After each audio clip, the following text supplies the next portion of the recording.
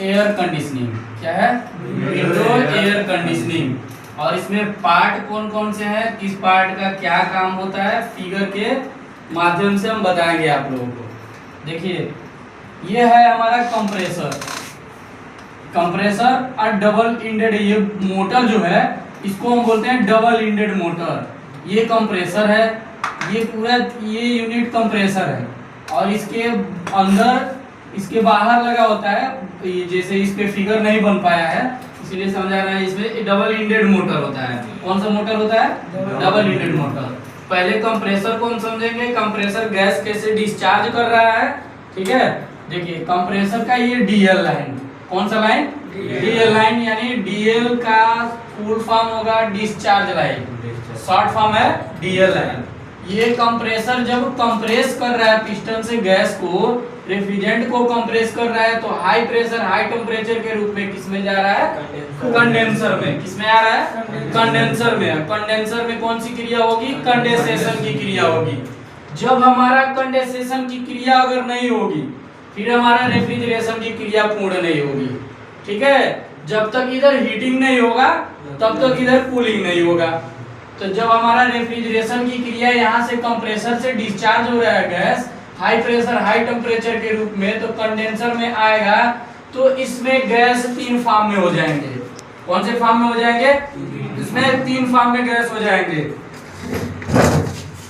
पहला किस में होगा? गैसीय अवस्था, गैस में। दूसरा वेपर में, वेपर। और तीसरा यहाँ तक आते थे लिक्विड। ठीक है, लिक्विड में हो जाएंगे। अब लिक्विड में यहाँ से जब लिक्विड होंगे, अब देखिए इसमें पहले ध्यान से, इसको ही हम बोलते हैं अवस्था में परिवर्तन। क्या बोलते हैं? अवस्था में परिवर्तन। अब देखिए गैस में कैसे परिवर्तन हो रहा है। पहले देखिए गैसीय अवस्था में हुआ, फिर अवस्था में परिवर्तन हुआ तो वेपर बना, क्योंकि इधर से हाई प्रेशर हाई टेम्परेचर के रूप में जा रहा है, हाई प्रेशर हाई टेम्परेचर के रूप में गैस जा रहा है। तो जब टेम्परेचर रहेगा तो उसमें वेपर बनेंगे, वाष्प बनेंगे। जैसे गर्म पानी को, हम गर्म पानी को गैस पे गर्म पानी करते हैं जब हम, तो गर्म पानी क्या होता है, जब गर्म होता है तो उस पे जो ढक्कन हम लगाते हैं, ढक्कन हटाते हैं, तो वाष्प पूरा उस पे चिपक के किस रूप में हो जाता है? लिक्विड के रूप में। तो वाष्प निकलता है ना जब गर्म होगा। हीटिंग होगी तो हीटिंग वाष्प निकलेगा। तो यहाँ पे जब हाई प्रेशर हाई टेम्परेचर के रूप में आएगा तो हीटिंग वाष्प निकलेगा इसमें से, तो क्या होगा? वेपर बनेगा। वेपर जब बनेगा तो फिर वाष्प से लिक्विड में परिवर्तित, गरम वाष्प रहेगा तो कंडेंसर में गरम जब रहेगा, वाष्प जब जाएगा तो उसमें मॉइस्चर बनेंगे, पानी बनेंगे। क्या बनेंगे? मॉइस्चर बनेंगे। जब मॉइस्चर बनेंगे तो वो लिक्विड होगा, इसलिए हमारा लगा हुआ है लिक्विड फिल्टर। क्या लगा हुआ है? Liquid filter. और लिक्विड फिल्टर का काम क्या होता है? मॉइस्चर को छानना। और याद रखिएगा, ये ध्यान रखिएगा, फिल्टर में ही फिल्टराइजेशन की क्रिया होती है। कौन सी क्रिया होती है? फिल्टर में ही फिल्टराइजेशन की क्रिया होती है। कोई भी पूछेगा तो बता देना, फिल्टर में फिल्टराइजेशन की क्रिया होती है। तो जब फिल्टराइजेशन की क्रिया होगी तो ये क्या करेगा? मॉइस्चर को उधर छान लेगा। बाकी हमारा 2 चीज बचा। कौन कौन?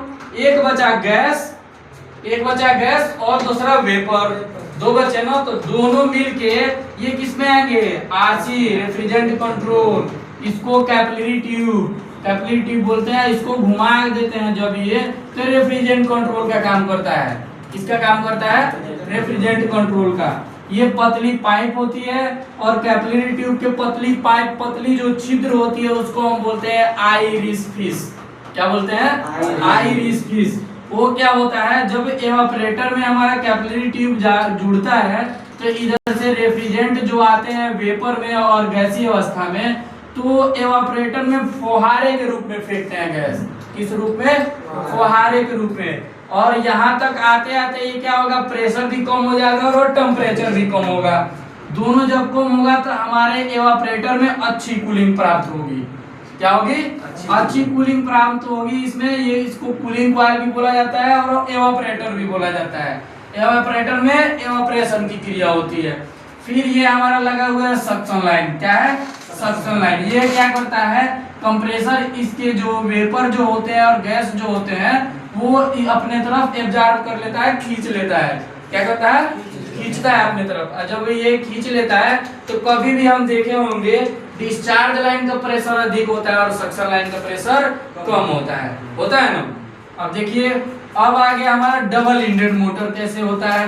डबल इंडेड मोटर का काम ये होता है कि एक तरफ हमारा कंडीशनिंग फैन लगा होता है और दूसरा तरफ सेंट्रीफ्यूगल फैन। कौन सा फैन? Centrifugal fan. तो कंडीशनिंग फैन के बारे में हम लोग जानेंगे। ये डबल शाफ्ट वाला होता है। कौन सा वाला होता है? Double shaft. दोनों तरफ फैन लगे होते हैं इस मोटर में, और ये क्या करता है कंडीशनिंग फैन, ये कंडेंसर को ठंडा करने का कार्य करता है। कौन सा कार्य करता है? ठंडा करने का। ये क्या करता है इसके एयर को अंदर आने नहीं देता है। जैसे इसमें गर्म होगा तो इसमें गर्म उष्मा लिख लेंगे, तो ये क्या करेगा उष्मा के साथ कंडेंसर को ठंडा करेगा, उसके एयर को बाहर ही निकाल देगा। ये पूरा थर्माकोल से इंसुलेटिंग रहता है। देखे होंगे आप विंडो एसी खोलते समय थर्माकोल से इंसुलेटिंग रहता है, इधर का हवा इधर आने नहीं देता है क्योंकि ये गर्म हवा है, इधर नहीं आने देगा। अब देखिए ये है हमारा सेंट्रीफ्यूगल फैन। इसका काम क्या होता है? सेंट्रीफ्यूगल फैन जो होता है ये क्या करता है, एक तरफ से एवापोरेटर की ये जो उष्मा होते हैं इसको क्या करता है खींचता है। क्या करता है? इसमें जो कूलिंग हुई रहती है उस कूलिंग को खींचता है और दूसरे तरफ से घुमा के ये बाहर रूम में फ्लो करता है। क्या करता है? फ्लो करता है। फिर हमारे रूम का टेम्परेचर कुछ समय बाद एकदम अच्छा उसमें कूलिंग हो जाएगी, फिर हमको ठंडा उसमें महसूस होने लगेगा। उसी को हम बोलते हैं उष्मा स्थानांतरण या उष्मा वो भौतिक कारण है जो हमारे टेम्परेचर को एहसास दिलाने का कार्य करता है, उसे हम उष्मा कहते हैं। ठीक है, तो जब ये इसको फ्लो कर देगा तो रूम में अच्छी कूलिंग प्राप्त हो जाएगी। इसको हम बोलते हैं बेस प्लेट। क्या बोलते हैं? Base plate. क्योंकि ये ऊपर का प्लेट है, ये पूरा इंसुलेट रहता है, पैक रहता है। ठीक है, समझ में आया? चलिए।